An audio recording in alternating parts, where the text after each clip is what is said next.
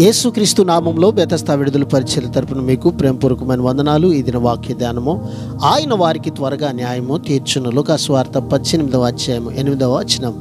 దేవుడు ఈ అన్యాయమైన న్యాయాధిపతి వంటి వాడని యేసు ప్రభు చెప్పడం లేదు. ఆయన ఉద్దేశం ఇది.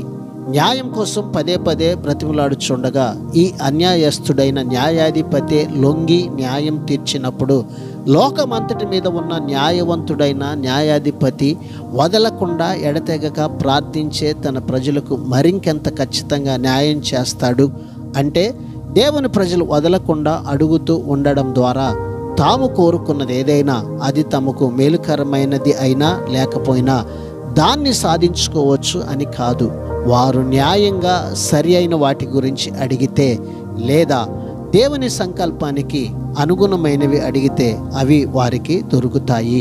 ప్రార్థన. మహాపరిశుద్ధుడా, మహోన్నతుడా, జీవాధిపతి, మా మంచి యేసయ్య, నీ మహాకృపను బట్టి ప్రేమించి మరొక నూతన దినాన్ని మాకిచ్చినందుకు నీకు వందనాలు, స్తోత్రాలు చెల్లిస్తూ నీ ప్రజలమైన మేము నీ సన్నిధిలో ప్రార్థిస్తుండగా మీరు మాకు త్వరగా న్యాయం చేసే దేవుడై ఉన్నందుకు నీకు వందనాలు చెల్లిస్తూ, ప్రభువా, ఈ దినాన్ని మీరు ఇచ్చిన ఈ వాక్యాన్ని బట్టి ఈ నీ ప్రజలందరి కొరకు ప్రభువా న్యాయమైనటువంటి నీ కార్యం ఈ కుటుంబాలలో వీరి జీవితాల్లో జరుగునట్లుగా నజరేయుడైన యేసు నామములో ఈ బిడ్డలను మీ చేతులకు అప్పగిస్తూ ఉండగా నీ కార్యాన్ని అత్యంత శక్తివంతంగా జరిగించి మీరు మహిమ పొందమని యేసు నామములో ప్రార్థించి అడిగి వేడుకుంటున్నాము తండ్రి. ఆమెన్.